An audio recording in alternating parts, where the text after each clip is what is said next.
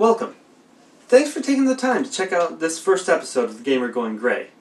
While most of us start gaming as children, we found that this hobby has stuck with us all the way into adulthood. Milestones like getting married or having children affect us, yet we're still drawn back to the glory days of video systems past. As our lives move forward, it feels great to look back at games that affected us, or to find new ones that we may have missed out on the first time around. For this inaugural event, I'm taking a look at Firepower 2000 for the Super Nintendo Entertainment System. Firepower 2000, despite having one of the most generic titles in the SNES library, is an innovative vertical shoot-'em-up. You traverse up through a series of 6 levels, dodging quantum fireballs, kamikaze planes, computerized war drones, and floating steel balls until you defeat a warlike underground race. Sure, the story isn't much, but like most shoot-'em-ups, the real treat is with the gameplay. Outside of my family, I have never met anyone else who has ever played this game. Heck, I wouldn't even have known it existed if it wasn't for my cousins owning the game. My brother and I would play it every Thanksgiving and Easter when we went to go visit. Firepower 2000 has a small, but somewhat convoluted history. Published by good old Sunsoft, Firepower 2000 was developed by The Sales Curve, utilizing their publishing label, Storm. Never heard of The Sales Curve? Well, it would soon change its name to Psy Entertainment Group plc. Years later, Psy would purchase Eidos Interactive and eventually merge with it, retaining the Eidos name. Square Enix, who I'm sure you've heard of, later took over Eidos via one of its subsidiaries and merged the two companies into Square Enix Europe. That's where the company stands today. The Firepower series started out as Silkworm, an arcade side-scrolling shoot-'em-up developed by Tecmo. The game was then redeveloped by The Sales Curve and ported to a number of gaming systems at the time, including the Nintendo Entertainment System. The Sales Curve then took it upon themselves to release a semi-sequel named Swiv. One developer was quoted as saying, "Swiv wasn't really a sequel to Silkworm, but it was certainly inspired by it and several other shoot-'em-ups that we had played and loved." Swiv was released for each system the earlier Silkworm was released for, with the exception of the NES. Nintendo would have to wait until 2001 for a Game Boy Color port, but only in Europe. SWIV stood for Secret Weapons Installation Verification, or Special Weapons Interdiction Vehicles, or Silkworm 4.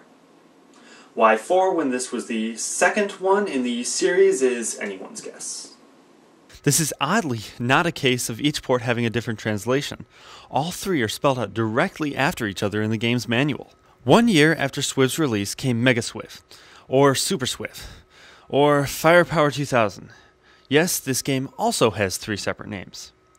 Mega Swiv was the port created for the Sega Mega Drive, and it never did get a stateside Genesis release. The Super Nintendo had Super Swiv, unless you lived in the United States. Here it was renamed Firepower 2000, possibly to please us trigger-happy Americans. I don't believe we have a hatred of acronyms, after all. This vertical shoot-'em-up, like the horizontal Silkworm before it, is notable for the ability to play as different types of vehicles. Your first choice is whether you want to play as a Jeep or helicopter. Both have different strengths and weaknesses as you play. The Jeep can shoot in 8 directions, but cannot easily get past certain structures. You have the ability to jump to get across small ravines, but gotta keep trucking once the screen fills up with enemy obstacles. The copter has full range of the entire screen. Its drawbacks are only being able to fire straight up and the constant stream of suicidal flying enemies that careen down toward you. If you can't make a decision on which vehicle to use, you can always team up with a friend to blast enemies with both vehicles in cooperative play. Luckily, controls for both the copter and Jeep are tight. The vertical scrolling may travel at a slower pace than some of the game's contemporaries, but it's rectified by the fact that the horizontal space is larger than the television screen, enabling you to move left and right with ease. The game's story is typical for most shoot-'em-ups, as there really isn't much of one. An evil underground race has stolen military prototypes from around the world and now have amassed a robotic drone army based on this technology to rule the world. It's shallower than a insert your cultural stereotype here gene pool, but it does offer the impetus to go and blow stuff up. You don't even have to take on the mantle of a mass murderer, as all these things trying to destroy you are simply robotic drones. But they will destroy you. Being a 16-bit shoot-'em-up, Firepower 2000 fits right in with the other shooters of the era in its ability to make you want to throw the controller into the screen. As per usual, one hit and you're dead. Luckily, there are power-ups for you to take advantage of. First and foremost are your weapons. You start with a steady stream of bullets, but quickly find that your vehicle also has a flamethrower and plasma cannon equipped from the onset. Each of these can be upgraded up to 6 times with power-ups found in storage boxes. One nice feature is all weapons are automatically turbo firing. There's no need to continue mashing the shoot button over and over. Just hold the button down and your shots will keep coming. You'll find you'll be holding this button down a lot as the enemies come fast and furious. Once you gain the power-ups, your firing frequency is then increased. The bullets and plasma start shooting straight, but then veer off in a cone formation at the higher levels. The flamethrower is short but powerful. Upgrades will give the flame a big boost of confidence, lengthening it and adding to its girth. Later levels introduce the laser and ionic. While slow at first, speed upgrades for the laser make this a powerful weapon, cutting through enemies and taking out entire lines. The ionic is a more advanced weapon, ricocheting off enemies in a specialized attack. There are also 3 useful special weapons. The X weapon shoots strong missiles directly forward. It's best saved until bosses, where its power can be used to the fullest. The H weapon is a variation on the standard bullet attack, but has them home in on multiple enemies on the screen. There's not much use for it against any but the weakest foes. The S weapon goes Johnny Cash on the enemy and creates a ring of fire that utterly demolishes anything in its path. Like the flame, its range is limited, but smart use can clear the screen or take down a boss quickly. The last power-up type is a bubble. While it may not look like much, hopping your vehicle into a bubble will grant momentary invincibility. If this invulnerability isn't your thing, you can always shoot the damn thing to nuke the entire screen. Now you may be thinking, what sets this game apart from the other similar games on the Super Nintendo? I really can't say there's anything in particular, but sometimes you don't require a hook for a truly fun game experience. The cooperative play is a nice feature though, and may rise it above some others. Presentation-wise, the game is fairly standard. Sprites pop out and it's usually not an issue on identifying what needs to be blasted into oblivion.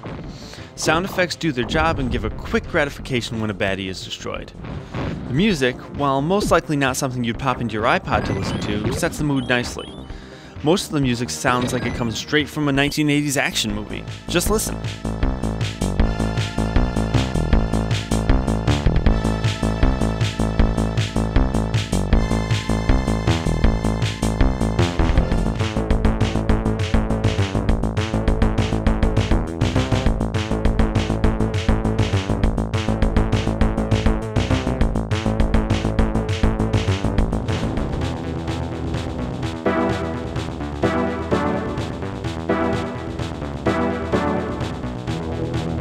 This one especially.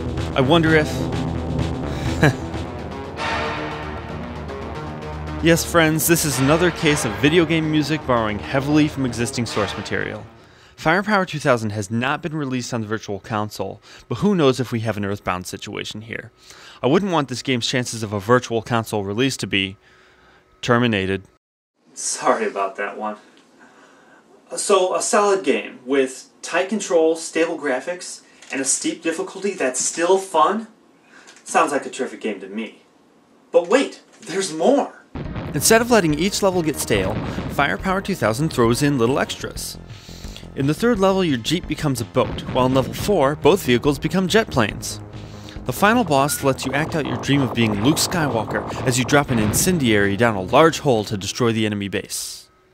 The enemies you encounter include your standard fare of tanks, planes, and helicopters, but there's some odd additions as well.